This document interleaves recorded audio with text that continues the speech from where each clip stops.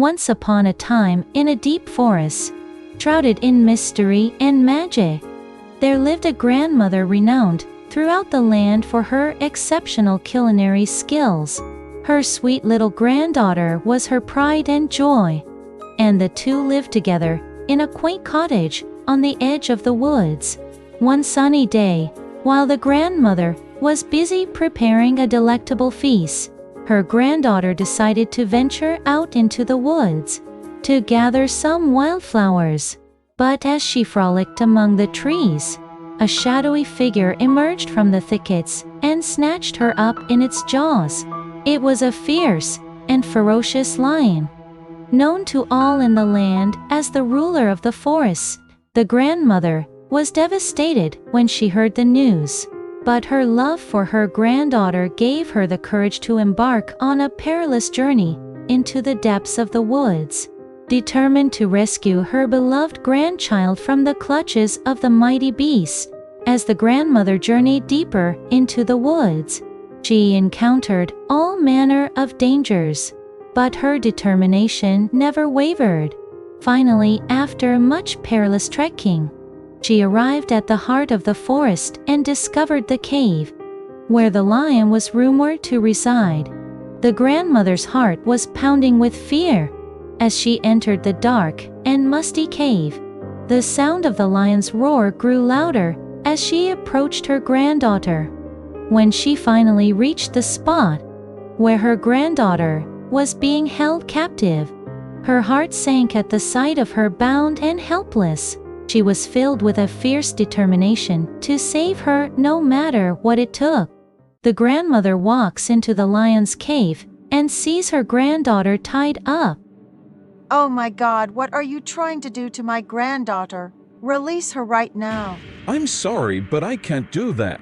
I'm a hungry lion and she looks like a tasty snack. I know you're hungry. Please don't eat her. Can we make a deal? A deal?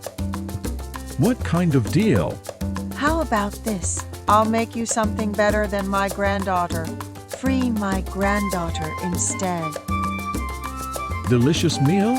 What could you possibly make that would be worth letting go of such a delicious little girl? Jajangmyeon, of course. Jajangmyeon? I've never heard of it. It's a famous Korean dish made with black bean sauce and noodles. Trust me, very tasty. Even if you eat it with just one chopstick, you will pass out because it is so delicious.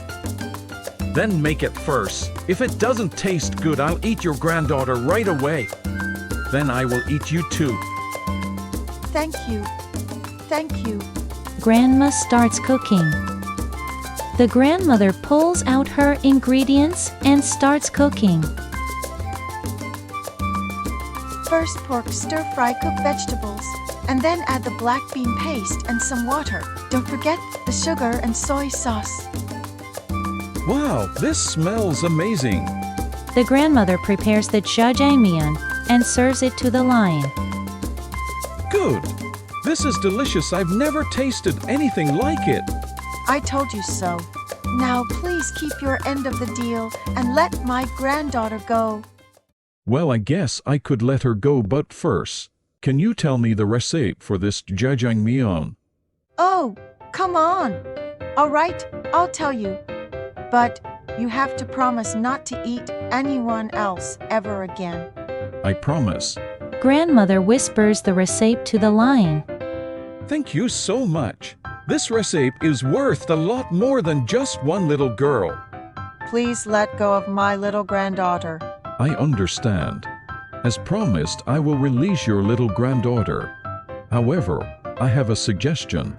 What is your suggestion? If you tell me the recipe for another delicious dish other than jajangmyeon, I will never hunt and eat the villagers from now on. I understand. Then next time I will tell you the secret to cooking magic, sweet and sour pork recipe. In return, you must keep your promise not to kill and eat the villagers. In this way, the lion and the grandmother negotiated a new deal, and the young granddaughter was safely rescued from the ferocious ruler. As the grandmother returned to the village with her granddaughter, she couldn't wait to share her story with everyone. The villagers gathered around her, eager to hear what had happened. Guess what, everyone? She exclaimed.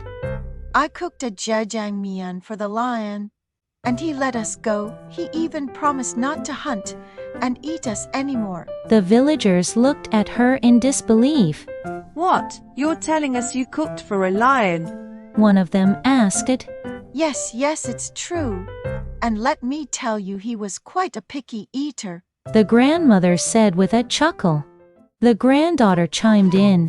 And the whole time we were cooking, the lion kept asking for extra soy sauce. The villagers erupted in laughter, amazed at the bravery of the grandmother and the eccentricity of the lion's taste buds. But as the news of the grandmother's encounter with the lion spread, people from neighboring villages came to visit her, asking for her famous jajangmyeon recipe. And of course, the lion was never far behind. One day, as the grandmother and the lion were cooking together, the lion asked, Do you think I could become a famous chef like you? The grandmother smiled. Of course, with your taste for soy sauce, you could open a restaurant called the Soy Sauce Lion. The lion grinned from ear to ear. I like the sound of that. Maybe one day I'll open a store and serve delicious jajangmyeon and with magical sweet and sour pork. The grandmother and the lion continued to cook and joke together, building a friendship that would last a lifetime. And as the granddaughter grew older and took over the family recipes, she would often visit the lion's cave with her children and share their meals with him. They would all laugh and tell stories, happy to have made a friend out of the once feared king of the forest.